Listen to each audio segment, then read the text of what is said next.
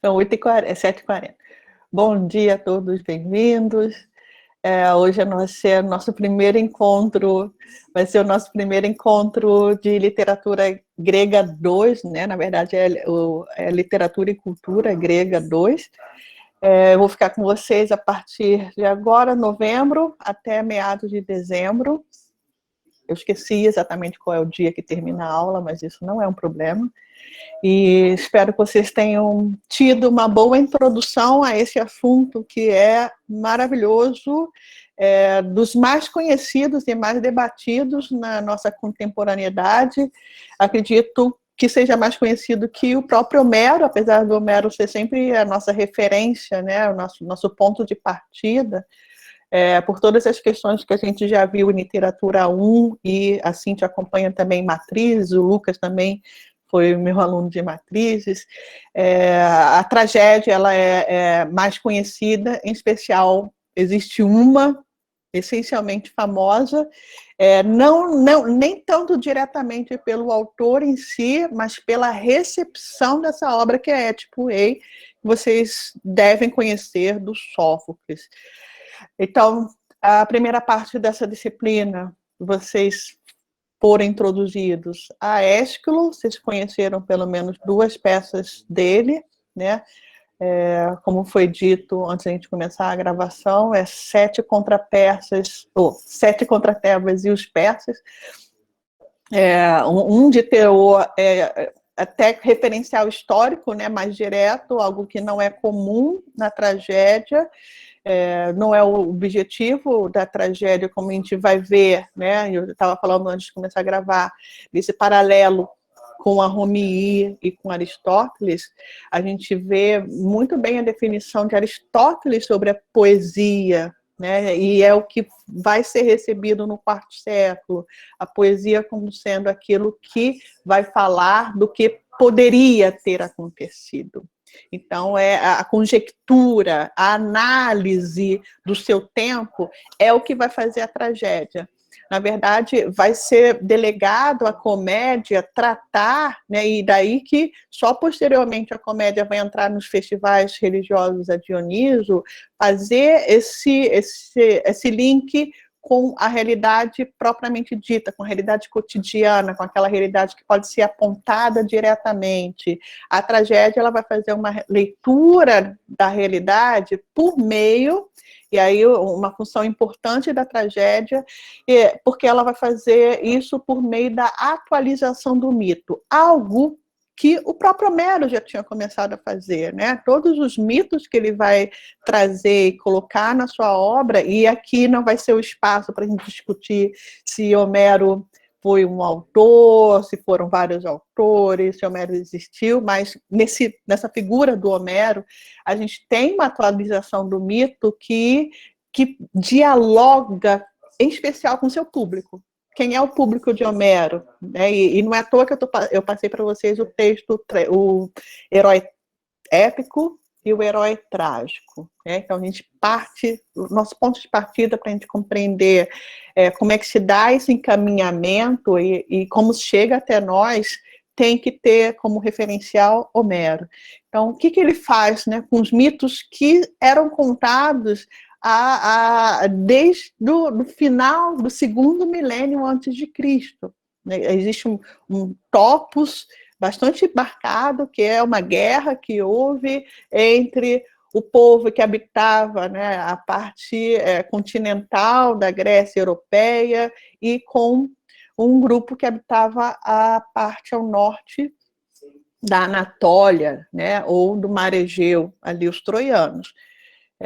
Que tem origem nos Dardanos, né? Um outro povo que habitava aquela região, e aí vocês vão ver que os troianos eles são caracterizados, né, muito como os próprios gregos são, tá, uma identificação, e aí há elementos históricos que quem tiver não só me acompanhado em Matrizes, mas também a gente fez algumas leituras no...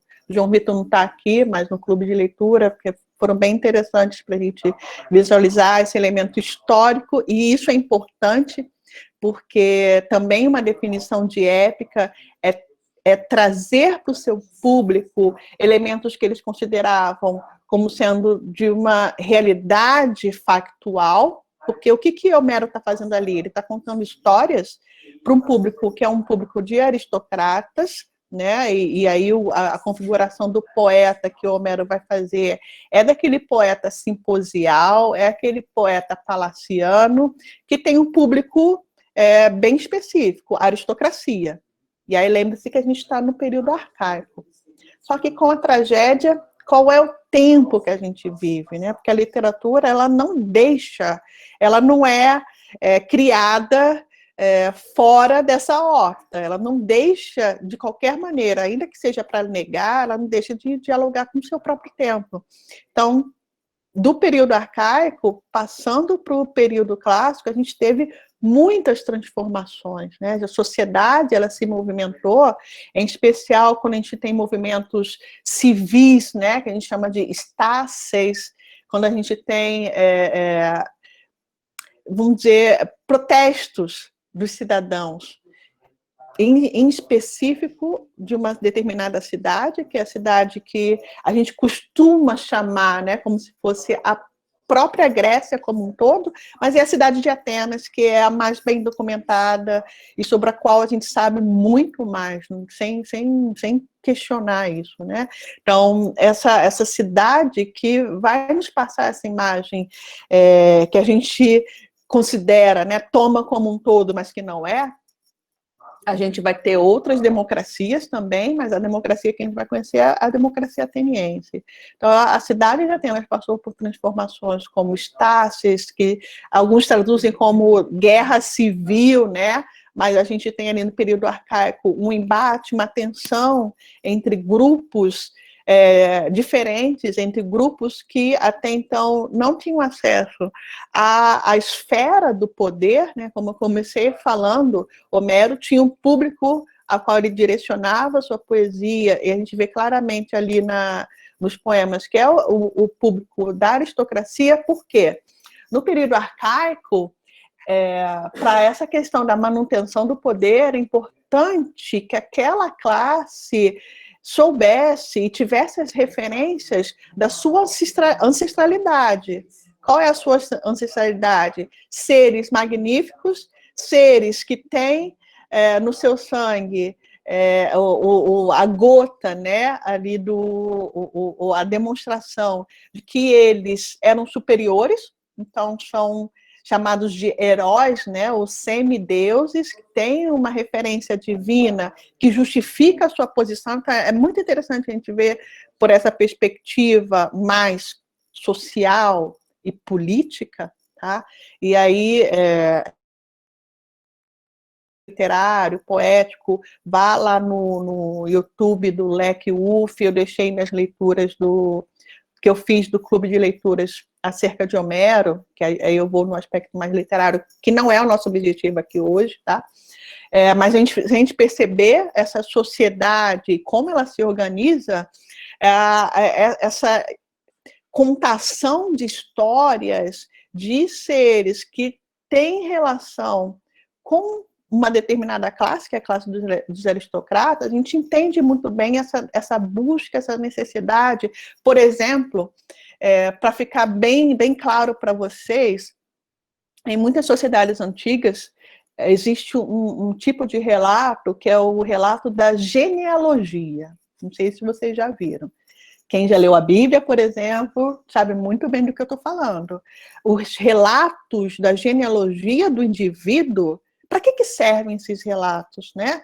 Para justificar a grandiosidade, né? Se a gente for pegar o Novo Testamento, a gente tem... Eu vou fazer uma leitura totalmente pela perspectiva literária, tá?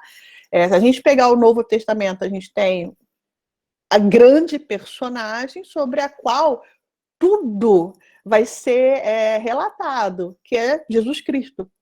Jesus Cristo tem uma importância tão grande que a sua genealogia ela tem que ser remontada até Adão, que foi diretamente criado por Deus.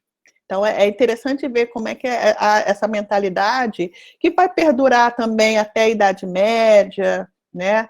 hoje a gente tem, pelo caráter científico da nossa percepção de mundo, há uma mudança muito grande nessa forma de caracterização, mas que fique claro para a gente aqui que existe uma questão social importante no período arcaico, para que esse resgate, na verdade é um resgate, esse resgate das várias narrativas dos heróis, elas tivessem uma proeminência. Não só com Homero, mas o que a gente tem no período arcaico? A gente tem a poesia lírica. E na poesia lírica, o que nós temos? Os cantos entoados aos deuses e os cantos entoados exaltando a ação dos homens, e muitas vezes quando a gente tem, por exemplo, nas competições atléticas, que é um comparativo, né? A gente coloca ali em pé de igualdade o atleta que vence uma competição, aquele herói do período micênico, então a gente vai louvar esse atleta e vai reconstituir a sua história, até ligá-lo a um herói, porque o herói ele tem esse papel importante, porque é o vínculo entre os mortais e os imortais, né? Não é à toa que eles são considerados semideuses por ter um referencial divino na sua ancestralidade. A gente tem uma nova cultura também, que vai ser importante, a gente vai ver isso muito claramente no gênero lírico. A partir daí, o que nós vamos ter do gênero lírico? Os cantos corais e um tipo em especial. Desculpa, eu estou meio que começando do zero, tá? Mas só meu pensamento, como eu falei, hoje eu vou bater um papo, até para eu me acostumar a dar aula nessa hora, tá? Então, semana que vem vai ser bem melhor do que hoje, mas existe um tipo de canto coral da poesia lírica, para a gente entender então a formação da tragédia, que são os ditirambos, né? Para a comédia, a gente vai ter um outro referencial também, mas o aspecto literário da composição desse gênero que a gente vai passar junto, né, até dezembro, a dialogar toda semana, os ditirambos, e é muito, muito interessante a gente ver que esses cantos voltados para um Deus, né, que é um Deus super estranho, é um Deus que viajou pelo mundo conhecido ali daquela época, e que voltou com várias incorporações estrangeiras, então ele não é, vamos dizer assim, ele não pode dizer 100% grego, né? Alguns até o consideram como deus estrangeiro, que é o Dioniso, que teve uma difícil aceitação, e isso Eurípides vai contar muito bem nas Bacantes. Ele teve uma difícil aceitação e só foi integrado ao calendário civil, né, da Grécia como um todo, em especial em Atenas, pela decisão de um tirano. Então, lembre-se que a gente, no período arcaico, por causa das estafes, por causa das crises civis que aconteceram, a gente tem essa ligação, né, da tirania e a sua sustentação do poder por parte da base popular. Então, a gente já está fazendo uma movimentação a partir de uma classe, que é a classe que sempre dominou, que sempre esteve, né, no topo, agindo de forma hegemônica naquela sociedade. A gente passa a ter demandas de determinados grupos que não tinham voz na esfera social, na esfera política que seja, e isso começa a ter, a gente pode apontar esse início da ascensão pelo advento, vamos assim dizer, mas não é um advento, pela absorção de um meio de troca, por meio monetário, né, da moeda que foi importada da Lídia. Essa incorporação na Grécia Antiga fez com que surgisse um outro... Oi, João Vitor, bem-vindo. Falei de você já, bem, tá? Só para me ajuda depois, se eu fizer alguma referência ao clube de leitura, você me ajuda. Bom dia. Então, houve essa mobilidade social, porque se antes a gente tinha uma riqueza, que era uma riqueza vamos dizer, estável, ou pelo menos uma riqueza imóvel, né? Porque quem eram os aristocratas? Eram aqueles que detinham, e ainda, né, no período arcaico, detêm boa parte dos territórios, né? Então, eles têm bens imóveis, desculpa, e a gente começa a ter uma classe que tem bens imóveis, né, bens que eles podem carregar consigo, e aí começam a ter essa demanda. Então, a gente vai ver essa passagem do tempo, e uma das demandas dessas classes mais populares é justamente, e que vai ser atendido, né, por Pisístrato, é justamente a incorporação de um Deus que é essencial para o lavrador, por exemplo, que é o deus da fertilidade. Esse Dioniso, cujos rituais são rituais estranhos, muitas vezes visto como bárbaro, em que as pessoas incorporam o próprio Deus, e esse Deus, por essa classe hegemônica, ele vai ser colocado ali no domínio do teatro. Então, ele vai ser o quê? Civilizado. Isso a gente vai ver muito bem com Eurípides, porque o Eurípides, ele mostra para a gente, ele aponta a barbaridade em todos os sentidos, em especial quando fala de morte, né? Então a gente tem o sacrifício de Ifigênia, a gente tem a morte dos filhos de Medeia. Então essa questão do extremo do homem, isso vai ser colocado pelo próprio Eurípides. A própria história do deus Dioniso vai ser contada também para a gente, né? Essas coisas mais extremas da humanidade. E ele conduz isso muito bem, de forma diferente dos seus antecessores. A gente vai ver isso muito claramente. Então, a gente tem o início da tragédia por meio do estabelecimento, aceitação desse Deus no calendário cívico, por meio da transformação desses cantos chamados, né, de tirambos, que são cantos corais, em que você tem no coro os coreutas e um líder do coro, o corifeu, e começa a contar as narrativas de Dioniso, acredita-se, a partir de perguntas e respostas, até que chega um ponto em que o Aristóteles vai começar a delimitar. Olha, a tragédia que a gente conhece, e aí lembre-se que o Aristóteles está lá no quarto século, então ele recebeu todo esse material, né, do quinto século. Ele vai começar a apontar a tragédia que a gente conhece, ou a tragédia da qual eu vou falar, começa a ter a sua formatação a partir do momento que se é colocado um ator. Então, Ésquilo vai ser apontado como sendo aquele que vai fazer esse acréscimo, e Sófocles também mais para frente, né? Em Sófocles ele vai apontar, olha, Sófocles vai criar um cenário, né? E Eurípides ele vai apontar como sendo o mais trágico de todos, com muitas críticas, né? Eu passei alguns vídeos para vocês serem introduzidos de uma forma melhor, até mais didática, né? Falando quando Eurípides viveu, onde ele viveu, como ele viveu, se ele é filho da verdureira, se não é, a gente vai falar daqui a pouquinho, né? Quais são as bases sobre as quais Eurípides vai trabalhar, qual é o material que ele traz para o seu texto, para a sua performance teatral. Então, é importante a gente ter isso muito claramente na nossa perspectiva.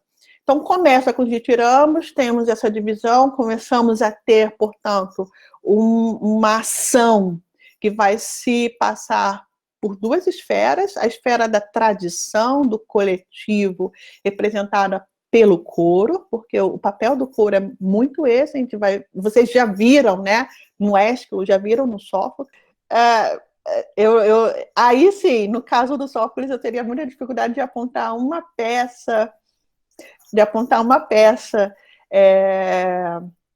para vocês, porque a gente começa a ver, né? Vocês devem ter verificado no Ésquilo, pelo menos, que vocês têm os persas, os 7 contra Tebas, dois nomes, né, dois títulos que se referem exatamente ao papel do coro, né? Você vai ter ali as suplicantes, por exemplo, com exceção de Prometeu acorrentado, claro, mas você tem as Eumênides, você tem as Coéforas, e aí a outra exceção é o Agamemnon. Então você tem majoritariamente peças cuja referência é o coro. O Eurípides também vai ter, tá? Mas o Ésquilo vocês devem ter percebido muito claramente que há um peso maior. Aí lembre-se, quem é o Ésquilo, né? O Ésquilo é um homem do período arcaico, né? Ele vem antes do V século, ele venceu batalhas que fizeram parte ali das guerras médicas.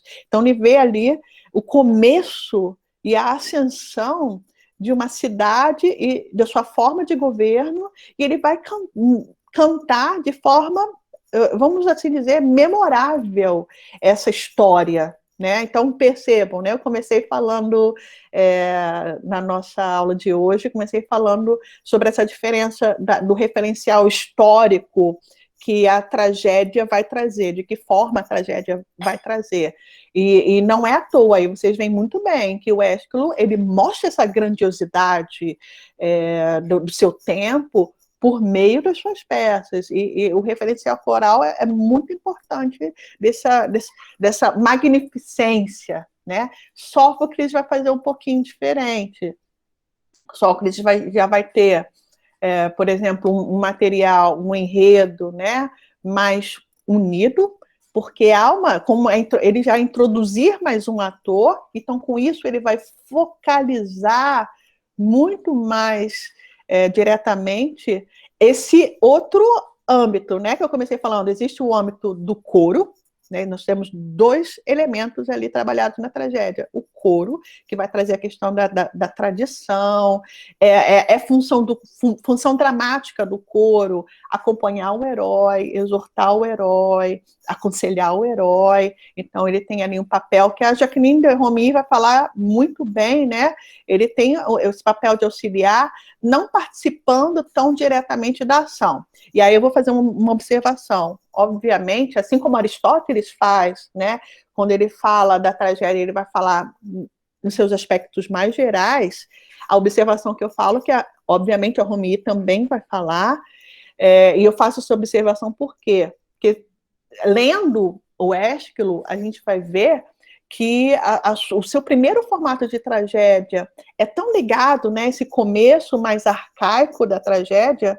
Lembre-se que os festivais religiosos eles são estabelecidos no VI século, que a gente já tem competições, né, dramáticas, TESPs de 533 ou 536. É o primeiro dramaturgo, o tragediógrafo que a gente conhece, então está lá no VI século. O Ésquilo ele traz muito desse elemento mais arcaizante desse formato que a gente conhece da tragédia. Então, um exemplo que eu dou para vocês, Suplicantes. Suplicantes é uma peça que vai apresentar as 50 filhas de Danos, e ela já começa a peça assim, não tem párodo, sabe? Ou não tem prólogo. Elas já começam entrando em cena, recorrendo ao rei para pedir exílio, né? Porque elas estavam fugindo do Egito para não se casarem com os filhos de Egito. E aí é a questão do mito, né? Então elas estavam fugindo disso.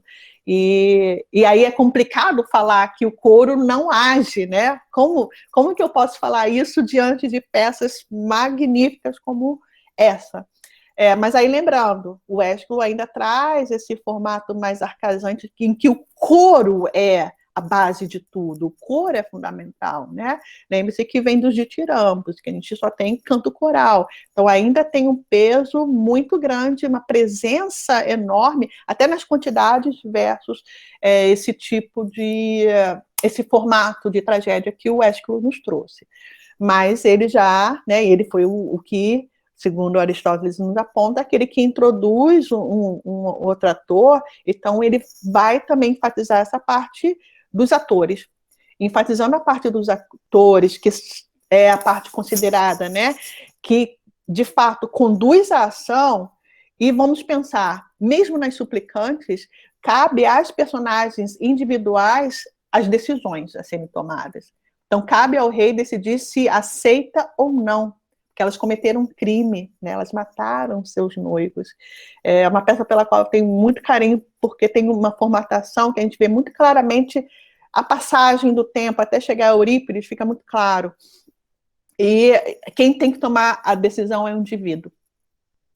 Esse é o diferencial da tragédia. É isso que vocês vão ver no nosso estudo do texto da Maria Eleonora Rocha Pereira, né, a diferença entre o herói épico e o herói trágico, e que ela coloca ali claramente, se baseando no texto do Bruno Snell. Ela, inclusive, faz uma citação, uma referência, não é uma citação, mas uma referência de uma conclusão a qual o Bruno Snell vai chegar, né, no seu famoso texto A Descoberta do Espírito, título esse tão debatido nos dias de hoje, tão combatido também, né, por essa questão do espírito grego, mas ele vai falar que a diferença é que o homem trágico, ele é um homem que tem que decidir. Ele é um homem, e aí a gente vai lá para Romilly, né, quando vocês estudam, pelo menos em Matrizes, tá? Cíntia, a gente tem um capítulo só sobre o Sófocles retirado da Romilly, pelo menos quando eu leciono Matrizes, que é a questão do herói solitário. Né? Esse é o próprio título que a Romilly vai trazer para a gente. Porque ali sim, se a gente em Ésquilo ainda tem a ação dos deuses, os deuses aparecem no palco, né? Nas Eumênides, ali, o julgamento do Orestes, você tem Atena, você tem Apolo, você tem as fúrias, né? Estão perseguindo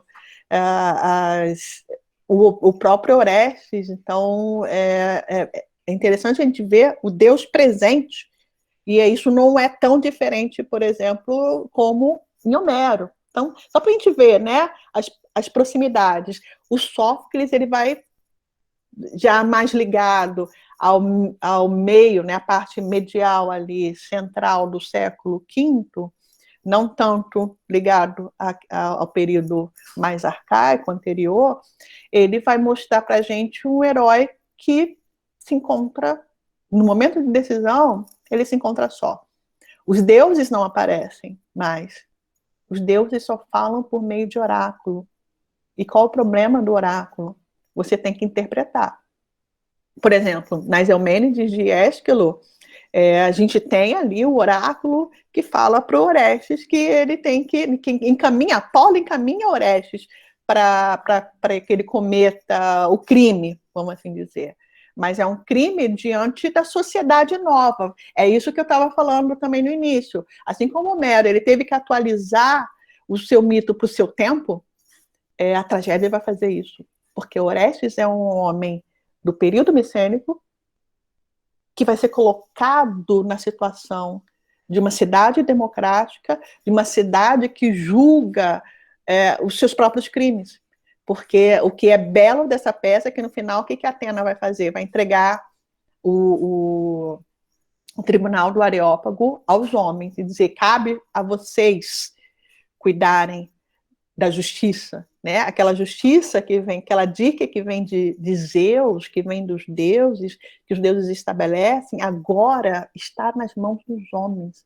Né? Então, na verdade, é um debate entre as leis da tradição, ou o que a gente chama, mesmo juridicamente, né, a lei dos costumes, ou do consuetudinário, as leis que fazem parte de uma prática social, isso é importante, e hoje vocês todos, né, devem ter sido bombardeados de notícias sobre como é que é o estupro culposo. Olha como é que é atual, né? Essa visão jurídica de algo que nos remete, por exemplo, ao crime de honra, que havia por lei o crime de honra. Quer dizer, o marido teria a sua pena amenizada, podendo até ser absolvido, porque ele seguiu o consuetudinário, ele seguiu os costumes.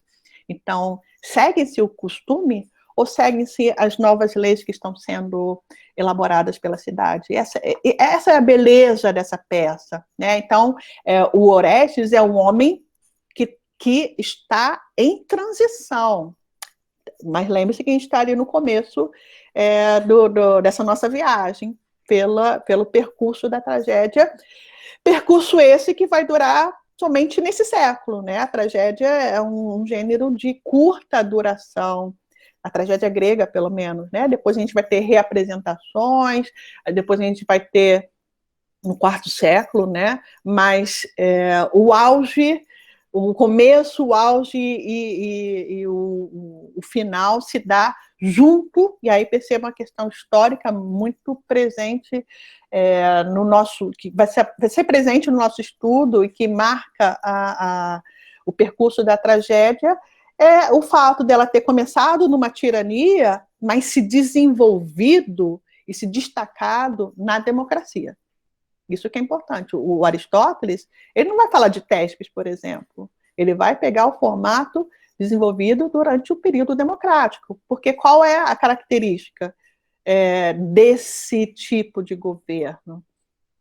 A gente tem, a partir de, aí Cíntia vai lembrar das aulas de matrizes, ainda a partir da tirania, porque a tirania foi um caminho para a democracia, quando a gente tem um Solon que institui a eclesia, né, a assembleia, a bulé também, né, que é o conselho já ainda formado por aristocratas, que visava não só instituir leis, tomar decisões, mas também a exercer vamos assim dizer, um certo controle sobre o que acontecia na Assembleia, porque a Assembleia era popular. Olha que interessante, então, assim, já começamos a ter elementos de classes diferentes participando das decisões relacionadas com a cidade. Esse homem do Sófocles é justamente esse homem que precisa falar na Assembleia. Tá? Que existe uma diferença muito grande. Quando a gente vê lá no Homero, quem que fala em assembleia são os aristocratas. Quando Tercites, no canto 2, ele fala, o que acontece com ele? Ele é expulso. Tá? Então, quem não pertencesse à aristocracia não tinha direito à voz. E aí, no Sófocles, no próprio Ésquilo, mas no Sófocles, no Ésquilo a gente ainda tem os deuses, né, defendendo ali, os deuses agindo muito diretamente. No Sófocles, não. Os deuses, eles se afastam. E o homem age. O homem está no centro. Né? E aí você vê, pelos títulos das peças de Sófocles, como é que ele vai centrar. Obviamente, a gente sabe que ele compôs mais de 120 peças. Dessas 120 peças, só não chegaram 7, né? São poucas que têm títulos coletivos, como as traquínias, né? Mas você vai ter Ájax, você vai ter Édipo, você vai ter Antígona, você vai ter Eletra, né? Então, muito centrada na questão do indivíduo. Olha a diferença, né? Para o que nos restou do Ésquilo e o que nos restou do Sófocles. Então, a tomada de decisão é uma tomada, e é muito bonito isso, a gente perceber, e quem vai falar isso, quem fala isso não sou eu, mas isso está no texto da Maria Helena da Rocha Pereira, tá?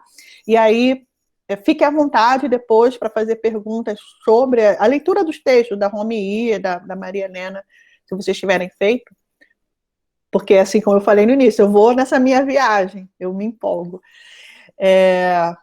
Ela vai citar o Pollens, que diz que a tragédia ela vai contar o mitos através do logos.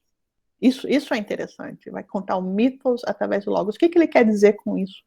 É que essas narrativas vão passar pela leitura do tipo de racionalidade do quinto século. E, na verdade, o logos, o uso do logos é o uso retórico. Então, o que ele vai dizer é o seguinte: os tragediógrafos são os poetas que fazem retórica. E isso no Sófocles. Isso no Ésquilo a gente vê muito claramente, porque no Ésquilo a gente tem também, né, o exemplo que eu estou dando para vocês, a gente tem a questão do tribunal ali, em que você é colocado em causa dois aspectos, né? O aspecto da decisão do homem, isso é questionado, se ele tinha condições ou não, e o que é mandatório no aspecto da tradição, né? Há esse embate ainda não resolvido, que no Sófocles vai ser muito claramente exposta, porque o que a gente tem ali na Antígona, esse embate, né, entre a tradição de se enterrar o morto e as leis da cidade. O Creonte ele vai aparecer em várias peças. Ele é a representação do político, né? Ele é a representação da decisão política. O Creonte está no Antígona, o Creonte vai estar no Édipo, né? Que também vai ter o embate não só religioso, mas também político. Não é à toa que a gente traduz Édipo rei, mas aí, João Vitor, vou fazer propaganda, tá? Do clube de leitura. Por favor, não deixem de participar, sábado, dia 7 de novembro, às 15 horas. Lucas, se puder deixar o link, João Vitor, se puder deixar o link aí, por favor, deixe, que a gente vai ter o encontro do Clube de Leitura com o tradutor Leonardo Antunes, do Édipo Tirano, né? Então, não é à toa que é Édipo Tiranós, e não Basileus. Tampouco Anax, né, que já está bem longe. Mas obrigada, João Vitor. Eu super recomendo que vocês estejam, puderem, e ótimo, presente, porque há essa questão da legitimação de quem está no poder. Isso é muito interessante. Era legal Édipo estar naquela posição. Como é que ele ascendeu a essa posição?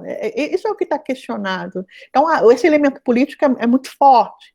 Tá? Fora, obviamente, o aspecto lírico, representado. Aquilo lá que eu falei da poesia lírica está representado ali no coro. O coro, aliás, na minha opinião, os coros, né, do Sófocles são coros que ao mesmo tempo que trazem esse mesmo elemento que a gente viu lá no Ésquilo, da tradição, tem a função dramática de aconselhar, de exortar o herói, às vezes até como um narrador, né, de prenunciar o desastre que já está por vir. Então, ele faz com que o público acompanhe, né? Não é à toa que a gente tem essa estrutura da tragédia. Desculpe eu ser tão básica agora, mas lembre-se daquela estrutura do prólogo, do pardo, e aí com o estabelecimento desses dois campos, né, da tragédia, que é o campo do indivíduo, o campo do coletivo, se dá início à ação. Então a gente começa a ter o primeiro episódio, primeiro estágio, segundo episódio, segundo estágio, terceiro episódio, terceiro estágio, quarto episódio, quarto estágio. Por que isso? Né? Porque sempre a gente tem a ação que é efetuada ali no palco, na esquené, né, pelos atores, pelos indivíduos. A ação, ela é individual. Essa é a ação. É isso que está sendo visto. Mesmo no Ésquilo, né? Qual é o foco? É o foco da decisão. A decisão de Orestes, independente de ser uma decisão que foi conduzida pelo Deus, é o que está sendo discutido para os novos tempos. Né? Não é à toa que Eumenes termina com a entrega do tribunal aos homens. Então, vejam pela perspectiva humana o que acontece. O Sófocles já vai nessa deixa e já apresenta dessa forma. Então, a gente tem a ação e uma reflexão sobre essa ação. E aí mostra sempre, né, esse elemento dialético que também faz parte da retórica, né? Lembre-se que da retórica, que é uma forma de areté, aí lembre-se da areté dos heróis, a areté agora passa a ser o quê? O falar bem. E como é que se fala bem no quinto século? Estudando-se retórica. Com quem se estudava retórica? Com sofistas. Como é que os sofistas ensinavam retórica? Por meio de algo que a gente chama de dissoilogoi, o duplo discurso. Isso que é tão combatido pelo Aristófanes, né? Que mistura ali a sofística com a filosofia. Claro, os sofistas eles são colocados de lado, né?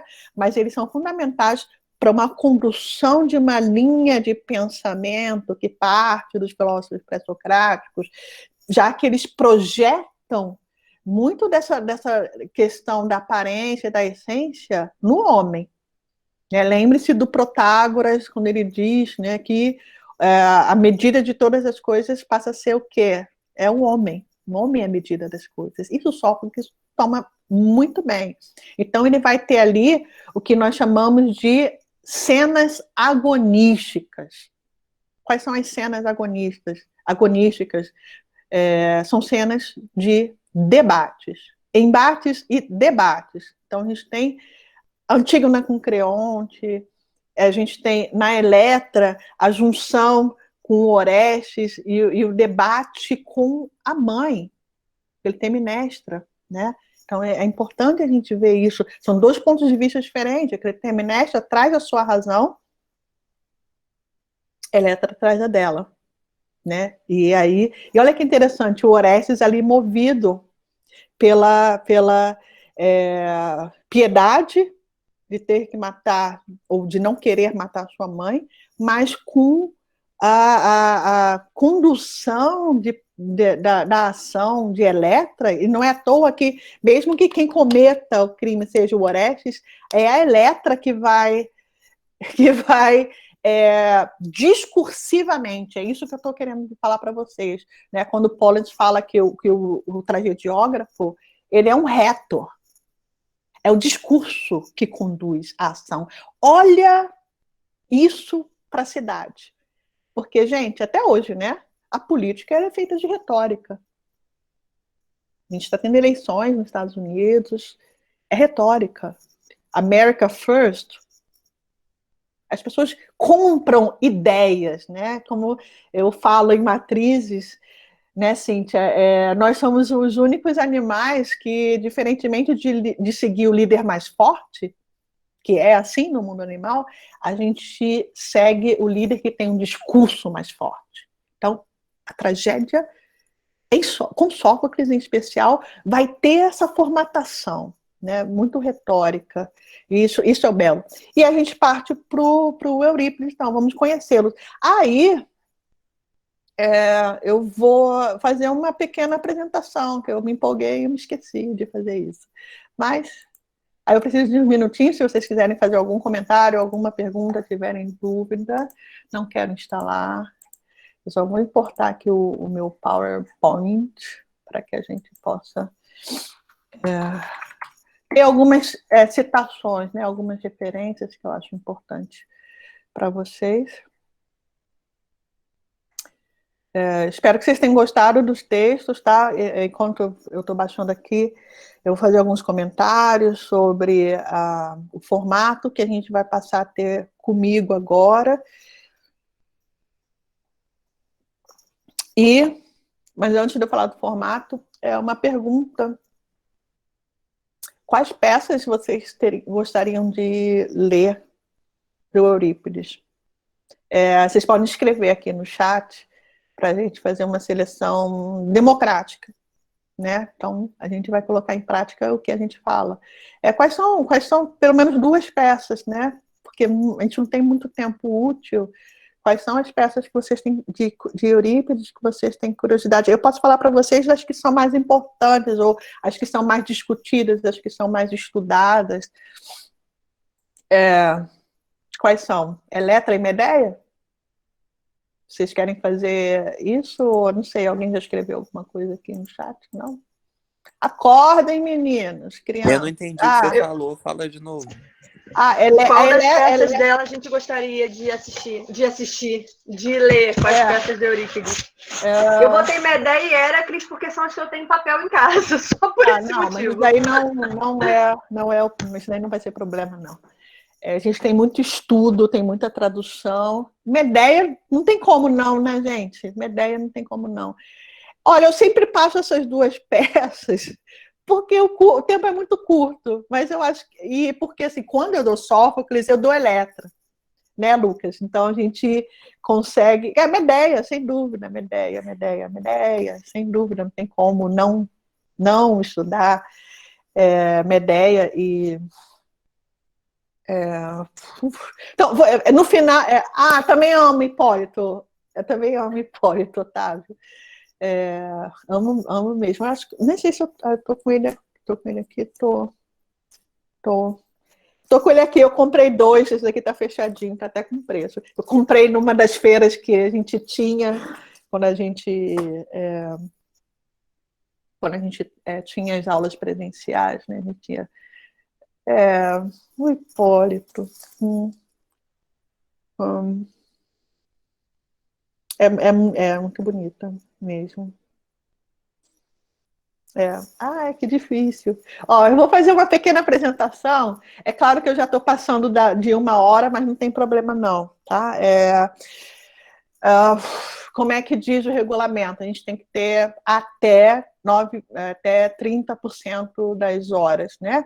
Como curso, é um curso de 60 horas, então cabe a mim... Está meio cortado isso.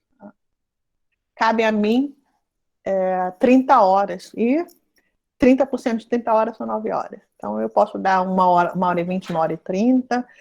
Então, a gente vai ter encontros todas as semanas, tá? Só para estabelecer isso. Eu não fiz o documento com todo o cronograma, porque, né, Cíntia, eu vejo em matrizes que não dá certo. Então, a gente, pela primeira vez em todos esses anos, como diz o Pica-Pau, não sei se vocês conhecem o Pica-Pau, já viram esse desenho, todos esses anos nessa empresa vital, é a primeira vez que isso me acontece. E é verdade, vou falar igual o Pica-Pau. É a primeira vez que isso me acontece. Eu vou fazer o cronograma enquanto a gente está no processo. Eu vou fazer durante o processo para ver o que funciona, né? As minhas aulas, eu percebo, apesar de ser assim... Cíntia, né, que está acompanhando matrizes, bons tempos que a gente podia sentar em frente à televisão e ver o Pica-Pau. A Cíntia que está me acompanhando mais em matrizes. Eu acho que eu dou aula do mesmo jeito que eu dava presencial, isso não muda muito. Então, eu só quero perceber, assim, por exemplo, os trabalhos, né, Cíntia? Eu não dou dando conta de corrigir os trabalhos de matrizes. Por quê? Porque eu podia ter o recurso de passar uma prova e corrigir, então era só um trabalho, mas no início, né, Cíntia, o regulamento fala que as avaliações elas tinham que ser progressivas, né, elas não podiam ser definitivas, então tive que passar vários fichamentos, mas agora com vocês, a gente já está mais para o final do curso, eu posso passar esse tipo de avaliação, que é mais assim, que vale mais ponto, né? Então, o que eu vou fazer primeiro no Eurípides? Vou passar... Acho que tá... Nenhum professor acha que tá... Nenhum professor acha que tá. Estou tendo 9 trabalhos numa disciplina e já colocou... Não, eu estou cansada. Vamos falar a verdade? Grecinha, eu estou cansada. Porque matrizes, eu tenho mais de 100 alunos, então ninguém merece. Eu sei que vocês são pouquinhos, vocês são poucos. Eu vou passar uma avaliação do Eurípides e uma avaliação do Aristófanes, tá? Por favor, aceitem. Assim, nisso eu não vou ser democrática, não, porque ninguém merece. E aí corrijo. Claro, a gente tem aqui os encontros, vocês podem... tá difícil, mas a gente vai ver isso. Deixa eu primeiro apresentar para a gente decidir qual vai ser a segunda peça. Mas, Cíntia, o questionário que eu passaria é igual à prova que eu passei para matrizes. 2 questões para vocês escolherem. Não posso falar, Cíntia, sobre isso. Então, vamos lá, senão o tempo passa muito rápido. Deixa eu só aumentar aqui, só para vocês verem. Espero que estejam vendo bem. Tá, é um programa chamado Preze. Enfim. Então, para a gente só ter um pouco, né, da ideia de das leituras que a gente está fazendo, né? O que eu estou... A resumo da vida e obra, vejam o vídeo do Rafael Silva, tá? Que vai falar que ele nasceu em 480, morreu em 405, então ele teve até uma vida, né? Considerando aí um tanto quanto longa. Talvez ele tenha tido, né, uma origem mais popular. Se a gente for pensar ali nas referências que o Aristófanes Tadinho faz do Eurípides, né, falando da sua mãe, que não é da aristocracia, na verdade, e não só o Aristófanes, mas tem um autor que eu gosto muito, que é o Alan Sommerstein. Eu vou escrever aqui o sobrenomezinho para vocês saberem, Sommerstein. É um livro chamado Greek Drama and Dramatists. É um livro que eu uso muito como referência. É um livro pequeno, mas em que ele também dá essa referência da constituição das personagens, tal como Eurípides faz, né? Como é que Eurípides faz? E olha que interessante, como é que ele se preocupa com um público mais popular. O público mais popular imediatamente se identifica com a personagem, que a personagem não só fala a língua do povo, como também representa esse povo, né? Como eu sempre brinco, o Lucas deve lembrar das aulas, é a Eletra de balde d'água na cabeça. Então, é Eletra pensando, o Eurípides tira a Eletra do palácio, porque em Ésquilo, em Sófocles, ela está no palácio, ele tira do palácio e coloca num casebre. Então, as camadas mais populares imediatamente se identificam. O quinto século não deu muitos prêmios, tá? Só para fazer aqui um resumo de vida e obra, mas assistam o vídeo do Rafael Silva, que eu super recomendo. O quinto século não deu muitos prêmios para Eurípides. Se deu 4, foi muito. E assim, ele produziu muito.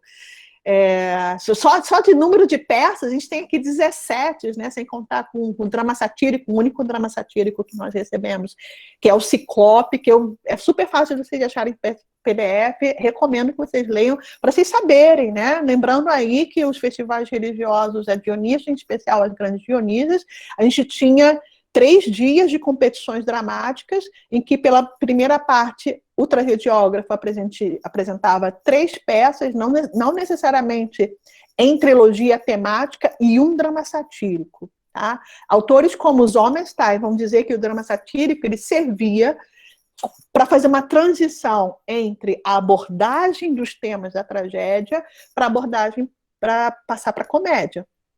Tá? Então, o drama satírico fica ali no limiar do trágico, porque vamos pensar no Ciclope, a história do Ciclope é trágica, mas é cômica também. Quem for ler ali o canto 9 da Odisseia, não tem como, tadinho, aquele que vai falar para os outros Ciclopes, socorro, socorro, quem te feriu? Ninguém.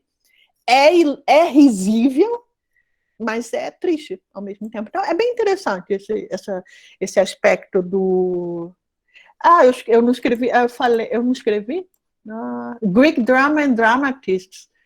Eu até tenho ele aqui, eu gosto, a capinha dele está aqui. Eu sempre, assim, quando tem que dar uma relembrada nas coisas, eu pego ele bem rápido, ele faz um resumo de todas as obras, e aí vou ser bem sincera para vocês, muitas obras do Eurípides em especial eu já li, e algumas, eu sou um pouco antiga, tá?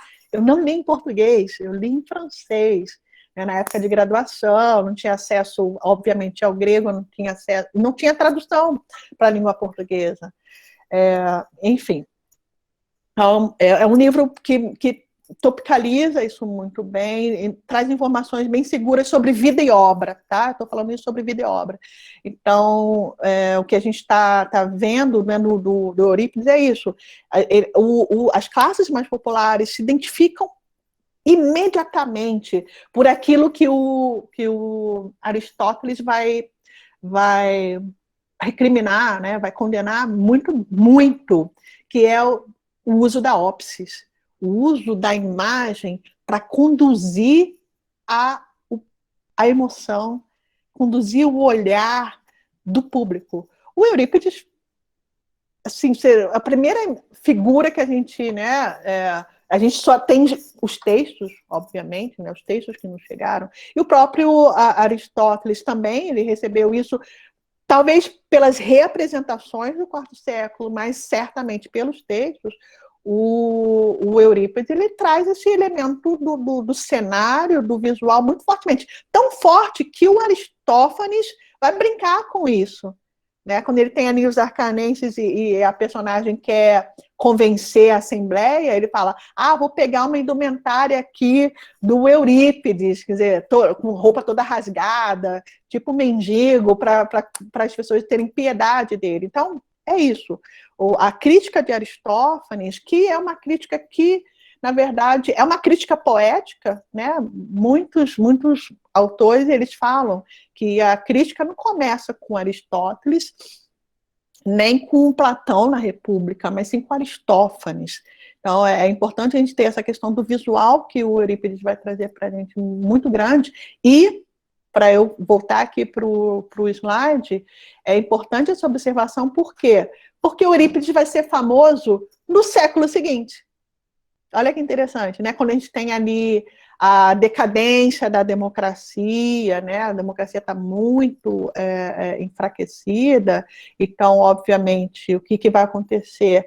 Essas novas classes não terão tanto acesso mais ao poder. No teatro, ela se realizava. Então, quem vai ser o poeta preferido? Não do Aristóteles, tá? O poeta preferido do Aristóteles, todo mundo sabe, é Sófocles. Vai ser o Eurípides. E daí não é à toa que dele nos restaram mais peças. Por mais que o Aristóteles condene, né, a forma poética do Eurípides, o Eurípides, ele com certeza ele é o mais popular. Tá? As referências mitológicas dele é o que vai passar mais fortemente para a posteridade. Então, é interessante a gente visualizar isso. Então, eu acho que eu falei um pouco da vida e obra. O herói trágico, vou começar a falar um pouco.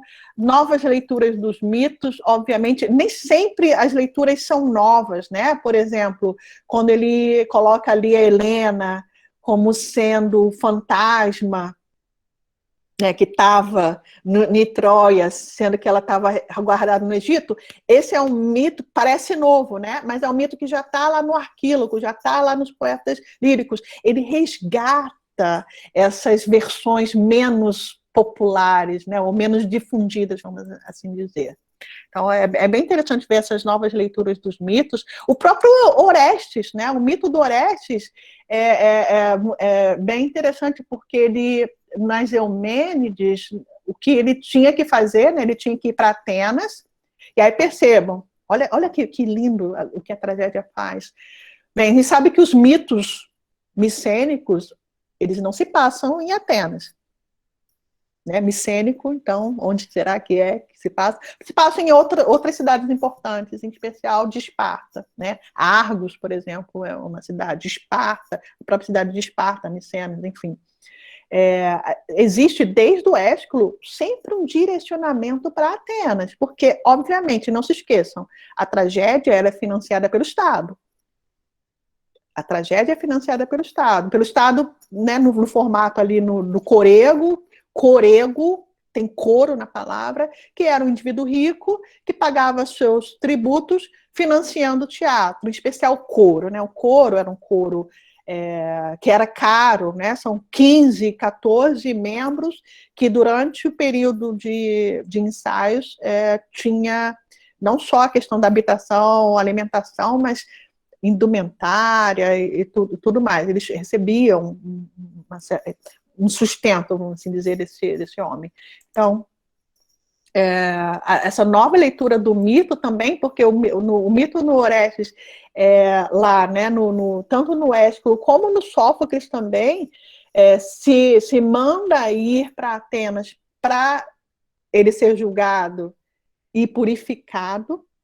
E olha que interessante, no Eurípides, bastava ele pegar uma estátua de Ártemis e aí a gente tem, né, a Ifigênia em Táurides, ou em Tauris, enfim, em que ele vai para Tauris, e é muito interessante, porque a Ifigênia está lá para pegar a estátua, né, a Ifigênia se torna sacerdotisa de Ártemis. Basta isso. Olha como é que se os deuses eles só aparecem no oráculo, no Sófocles, no Eurípides, ele diminui esse poder do Deus de purificar, porque a gente vai passar a trabalhar no nível do conceito, né? Então, a gente tem a ação divina, o debate sobre o divino e o humano, até a gente passar, então, não é mais o Deus, é o conceito. Então, é o conceito do bom, é o conceito do justo. Então, essa reflexão, essa representação que Eurípides faz, desloca do divino e centra muito no que o homem tem que fazer. Então, é interessante a gente perceber isso. E aí não tem purificação, né? Lembre-se de Medeia, linda, a carruagem de fogo saindo com seu avô. Purificação? Não, ela é amiga de Egeu, rei de Atenas, então, ó, a história de Medeia se passa lá. Esqueci a cidade, Argólida, né? E o cenário sempre muda para Atenas, porque Atenas tem que ter um certo destaque, de qualquer maneira. Tá? Personagens em enredo, já estou falando. Informações sobre, né? A segunda parte do curso, já falei também. Então, vamos passar para a gente ir mais direto ao ponto. Então, olha, naquele texto que eu passei para vocês, né, da Maria Helena, ela faz na página 312, tá? E aí, assim, sempre que eu destacar alguma parte, anotem, porque eu sei que vai ser alguma questão de prova, tá? Essa aqui é uma boa questão de prova. Qual a diferença entre o herói trágico e o épico? Aí, sorry para quem não fez literatura 1, mas eu não tenho como falar de tragédia sem o referencial maior, né? Que é tanto a poesia lírica como o Homero. Então, o herói trágico distingue-se do herói épico porque é ele e não os deuses o responsável pelas suas ações.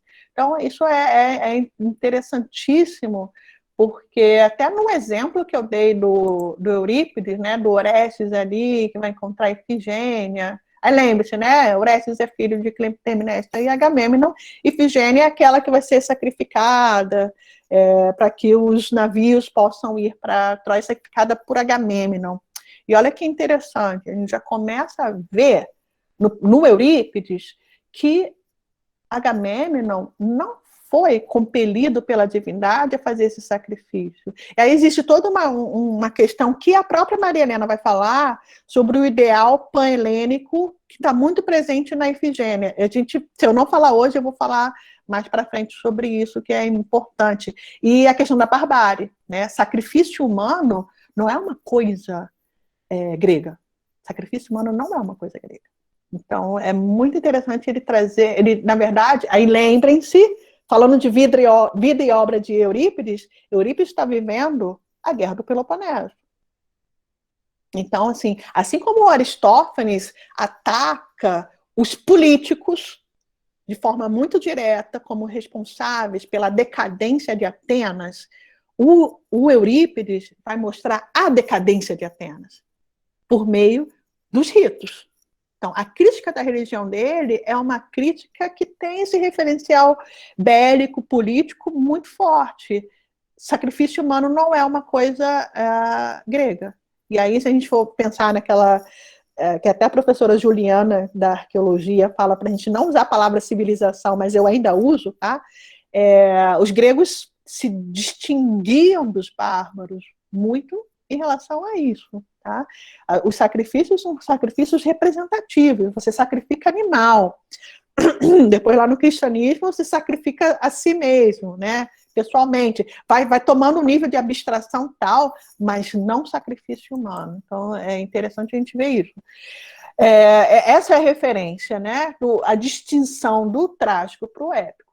Então, no Sófocles, o Sófocles vai mostrar não só o homem solitário, abandonado, que até o Coro, gente, o Coro até dá um passo para trás ali. Né? O Coro, que é o parceiro, Então, passo... Do Eurípides, então, tadinho, algumas peças, o coro nem fala do assunto mais, vai cantar outra, está tão fora da realidade que ele vai cantar uma outra coisa. O coro se desvincula da ação para mostrar a alienação do coletivo. Diante de tanta barbaridade que está acontecendo na cidade, ninguém faz nada. Tá?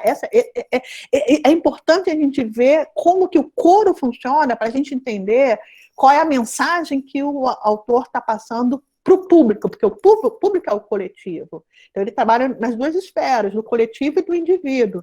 E esse indivíduo, que na verdade, se ele passou dessa esfera do questionamento do divino e humano no Ésquilo, se ele passou pela prova da racionalidade do Sófocles, aqui o Eurípides vai mostrar um outro aspecto, o aspecto das emoções.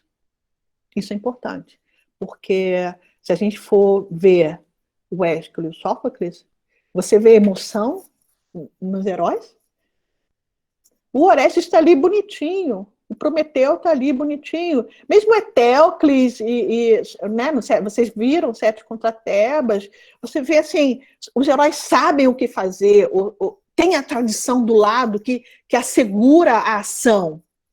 No Sófocles, o herói tem a razão do seu lado, ou tem um embate, né, se a gente for pensar ali na Antígona e no Creonte, tem um embate, que é um embate retórico, que está ali do lado, é o que conduz o homem no quinto século. Só que o Eurípides ele vai reverter tudo isso.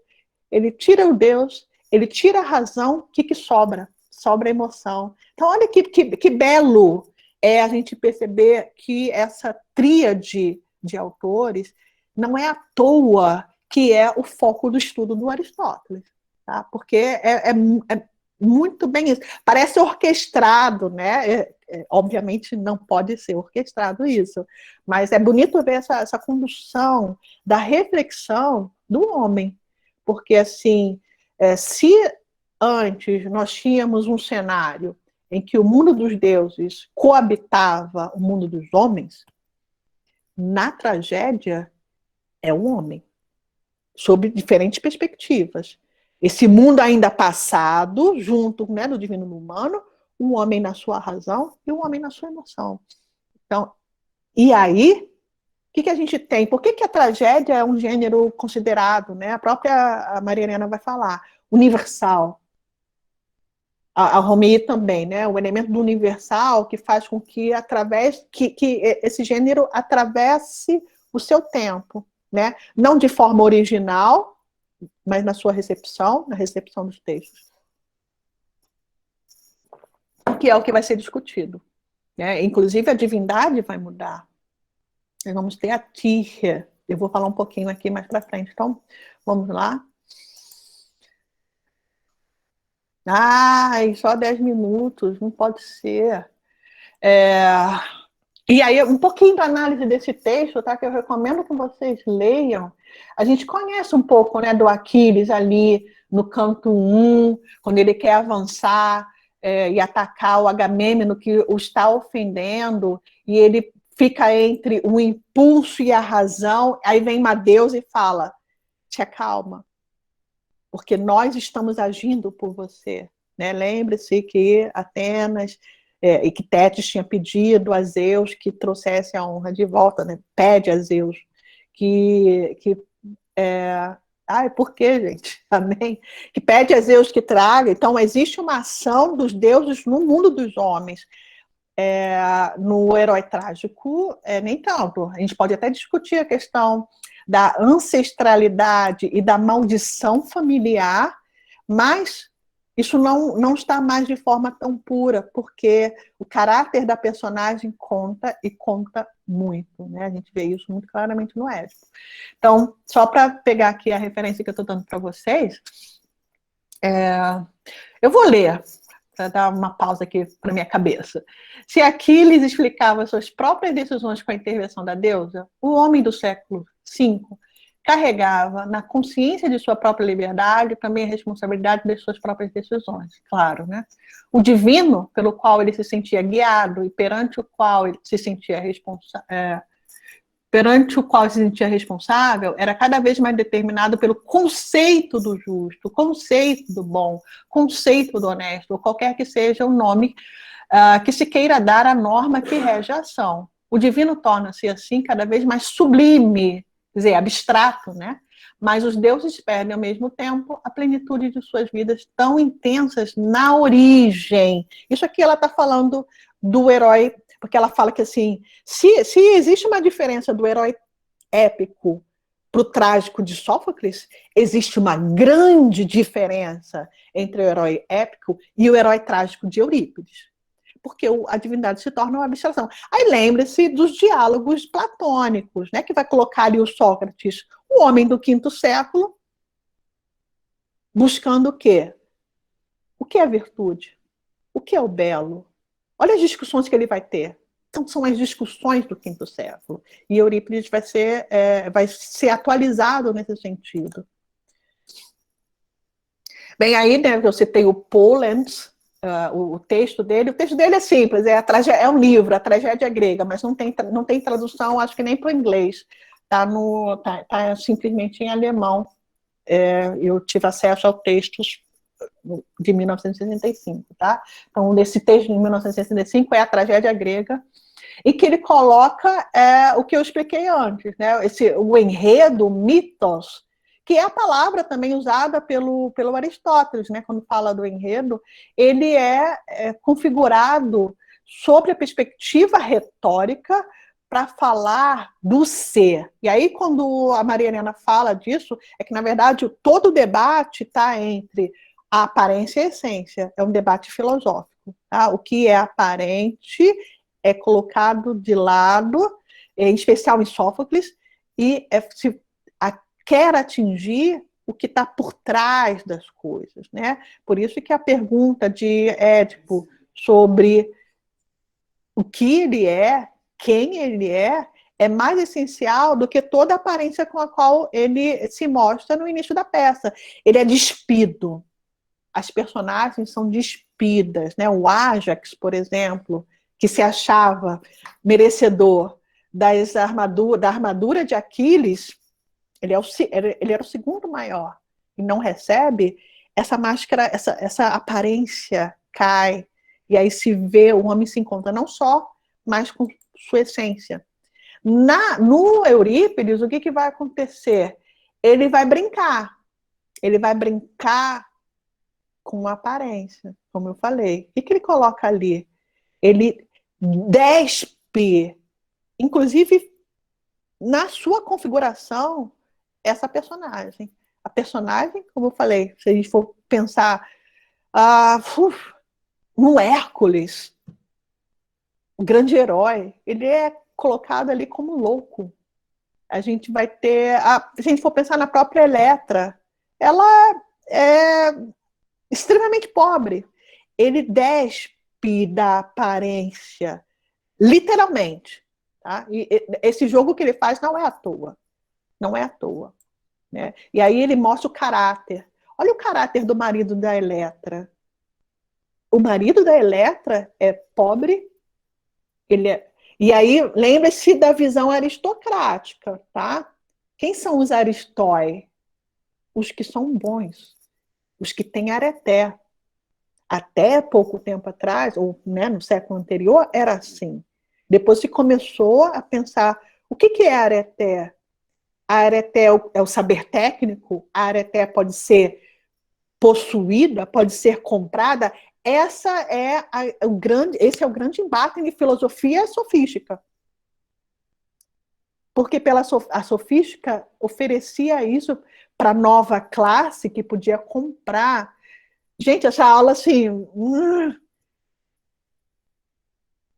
a nova classe achava que podia comprar o que depois vai ser chamado de virtude. Mas o que o Eurípides está colocando ali? Que faz parte de uma essência. Então, o marido de Eletra, ele é pobre, mas ele tem areté. Ele é honesto, ele é digno, ele é bom. E olha, com quem que o Eurípides está falando, então? Está falando com as camadas mais populares. né? Está colocando ali em pé de igualdade. Ele, de fato, ele é o mais democrático de todos os tragediógrafos, tá? Isso sem dúvida.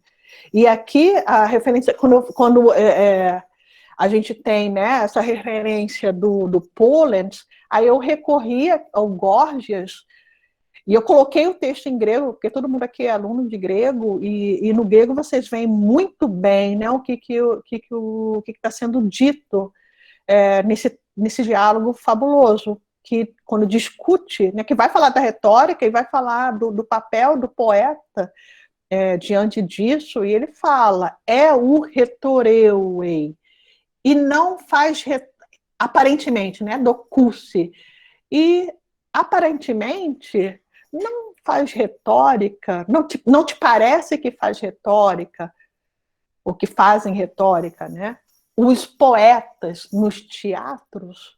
Então, essa já a primeira, antes de Aristóteles, é uma primeira visão do uso do logos. Esse é o logos do qual a gente está tratando, né? A fala retórica.